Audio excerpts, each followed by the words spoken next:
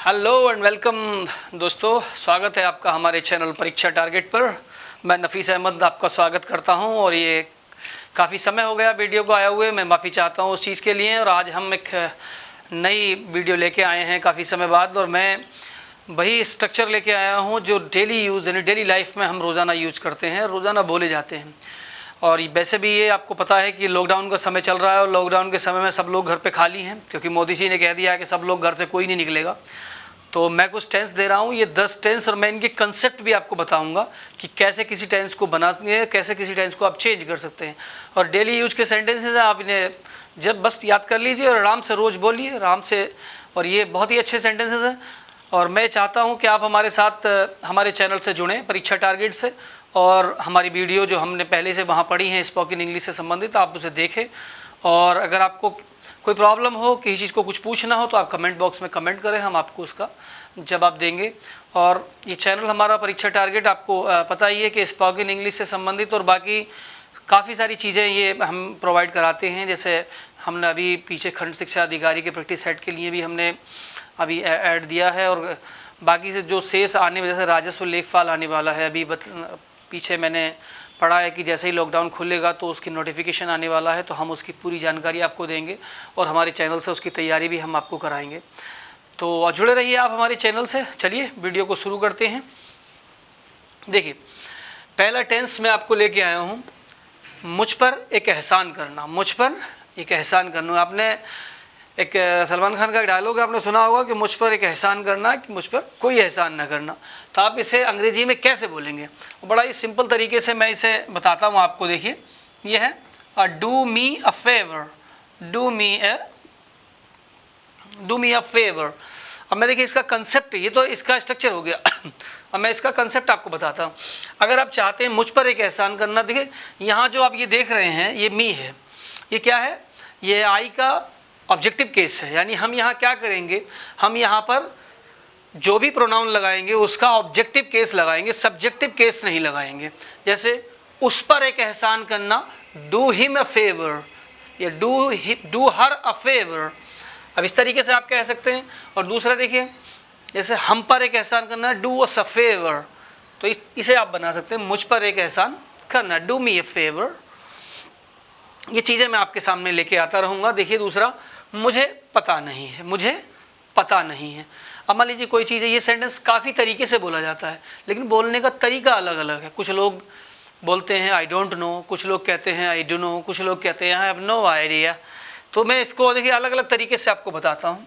हम इसे ऐसे भी कह सकते हैं, I have no idea, I have no idea, I have no idea, मुझे पता नहीं है।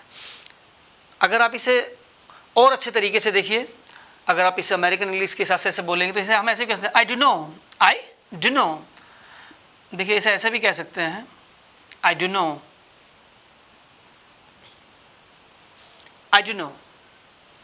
डोंट नो को हम डू नो भी कहते हैं, आई डू नो। दूसरा, मैंने तुम्हें ज़बान दी है, मैंने तुम्हें ज़ुबान दी है। अब मान लीजिए आप किसी को ज़ुबान देते हैं कि साहब हम कल पक्का मिलेंगे। ऐसा नहीं है कि हम ज़ुबान काट के दे रहे हैं, हमें क्या करना, हम अपने शब्द से उसे कहते हैं। तो हम इसे कैसे कह सकते हैं, मैंने तुम्हें ज़ुबान दी है, you have my words, you have my word, you have my words, you have my word. तो हम इसे देखिए इस तरीके से कह सकते हैं। दूसरा, मैं आपसे माफ़ी चाहता हूँ, मैं आपसे माफ़ी चाहता हूँ। अब आप देख लीजिए, माफ़ी चाहना यानी मैं कौन हूँ, मैं हूँ आई। और जब हम किसी से कोई चीज़ मांगते हैं तो उसके लिए हम बैग लगाते हैं। ये थैले वाला बैग नहीं है, ये बैग मांगने के लिए। आई bag your pardon, I bag your pardon. Pardon कहते हैं माफ़ी, क्षमा, याचना, इन सब चीज़ों को हम आई बैग योर पार्डन, मैं आपसे माफ़ी चाहता हूँ। दूसरा देखिए, मुझे निराश मत करो, मुझे निराश मत करो। अब हम इसे कैसे कह सकते हैं, ये मैंने आपको पहले भी बता चुका हूँ। जहाँ भी ये मत यानी ना शब्द आता है वहाँ हम डोंट का यूज़ करते हैं। तो हम इसे ऐसे लगा सकते हैं, don't let me down, don't let me down, don't let me down. दीवारों के भी कान होते हैं, दीवारों के भी कान होते हैं। अब आप समझ सकते हैं कि दीवारों में कहाँ कान होते हैं, लेकिन ऐसा होता है, ये पुरानी कहावत है और बड़े बुजुर्ग कहते हैं कि दीवारों के भी कान होते हैं। तो हम इसे इन्हीं शब्दों से बना सकते हैं, walls too have ears, walls too have ears, walls too have ears. देखिए, तो मैं ये आपको बताया। अब देखिए एक सेंटेंस और है, इसे बताता हूँ। बस इंतज़ार करिए और देखो, यानी बस इंतज़ार करो और देखो। कोई कहते हैं ना, देखिए मैं कि हमने ये काम स्टार्ट किया है, आप इंतज़ार करो, देखते प्रोग्रेस कैसी आती है, बस इंतज़ार करो और देखो। तो हम इसे कह सकते हैं, just wait and watch, just wait and watch, just wait and watch, just wait and watch, wait and watch what happen, इंतज़ार करो और देखो क्या होता है, व्हाट हैपन। तो ये मैं आपको बताया। देखिए मैंने आपको ये हमारे 10 टेंस मैं आपके सामने लेके आया था और वही मैं आपको बता रहा हूँ।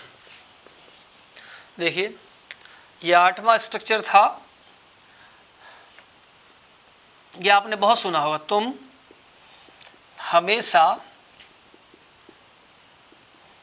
लंबी चौड़ी हाँकते हो।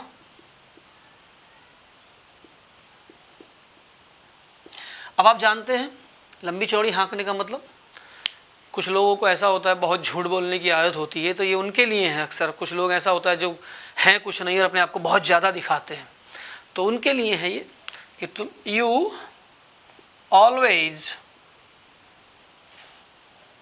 Talk big, you always talk, you always talk big, हमेशा तुम बड़ी बड़ी बातें करते हो। यानी आदमी है तो कुछ नहीं और बड़ी बड़ी बातें करता है, तो यू ऑलवेज टॉक बिग। अब देखिए अगर यहाँ पर ये आप देख रहे हैं, स्ट्रक्चर की बात करता हूँ, यहाँ ये तुम है, तो यहाँ पर यानी कि ये हमारा प्लूरल सब्जेक्ट है। अगर यहाँ पर सिंगुलर होता, यानी वह हमेशा लंबी चौड़ी हाँकती है, क्योंकि अक्सर क्या होता है, बहुत आप जानते हैं कुछ फीमेल में भी ऐसा आदत होती है कि बहुत झूठ बोलने की। तो अगर यहाँ पर हम अगर इसे ऐसे कर दें तो इसे ऐसे कर सकते हैं हम। देखिए शी ऑलवेज, तो जब हम एक वचन लगाएंगे तो यहाँ टॉक्स लगाएंगे, टॉक्स बिग। अब इसका क्या मतलब होगा, वह हमेशा लंबी चौड़ी हाँकती है वह, यानी अब हमने, क्योंकि सी थर्ड पर्सन का प्रोनाउन है, क्या है, थर्ड पर्सन का प्रोनाउन है, तो हम इसलिए इसे सी ऑलवेज टॉक्स बिग, तो इसकी वजह से, और सिंगुलर है तो इसकी वजह से हमने यहाँ पर एस लगाया है। ये मैंने आपको प्रेजेंट इंडेफिनिट पढ़ा रखा है, तो अगर आपको प्रेजेंट इंडेफिनिट देखना है तो आप हमारे वीडियो के डिस्क्रिप्शन में लिंक है, देखिएगा और आराम से उसे सीखिएगा। अब देखिए क्वेश्चन नंबर 9, मेरे रास्ते से हट जाओ, मेरे रास्ते से हट जाओ, मेरे रास्ते से हट जाओ। बहुत सारे क्या होता है, कई बार देखिए हम निकल के जा रहे हैं, तो हम अब निकल के जा रहे हैं, अभी हम जब हम कहीं रास्ते में जाते हैं तो ऐसा तो नहीं है भी आप रास्ते से हट जाइए, इस तरह से कुछ कहेंगे। लेकिन जब हम इंग्लिश में कुछ कहते हैं तो बड़ा एक इन्फ्लुएंशियल, यानी बहुत ही प्रभावशाली वो चीज़ दिखाई देती है, तो हम इसे क्या कहेंगे, move out of my way, move out of my way, move out of my way, move out of my way, मेरे रास्ते से हट जाओ। और देखिए लास्ट टेंस में आपके ले गया हूँ, मैं जल्दी वापस आऊँगा, मैं जल्दी वापस आऊँगा। मैं कौन, आई। अब देखिए आई के साथ वैसे आपने पढ़ा होगा फ्यूचर टेंस को, जब आपने पढ़ा होगा तो शैल का प्रयोग करते हैं, लेकिन अब जानते हैं मॉडर्न इंग्लिश में सर में क्या होता है और स्पोकन में क्या होता है, हम लोग जो ग्रामर का यूज़ है वो 60% ही करते हैं। तो हम यहाँ विल बी, अब देखिए हम इसलिए विल लगा, आई will be back soon, I will be back soon,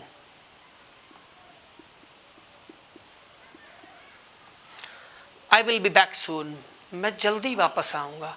अगर यही चीज़ ऐसे कह दी जाए, मैं वहाँ जल्दी पहुँच जाऊँगा, मैं वहाँ जल्दी पहुँच जाऊँगा, तो इसे आप ऐसे कह सकते हैं, I will be right there, I will be right there. मैं वहाँ शीघ्र, I will be soon there, I will be right there. तो ये वो 10 टेंस थे जो मैं आप इन्हें चाहें तो रोज़ बोल सकते हैं और इनका यूज़ भी कर सकते हैं।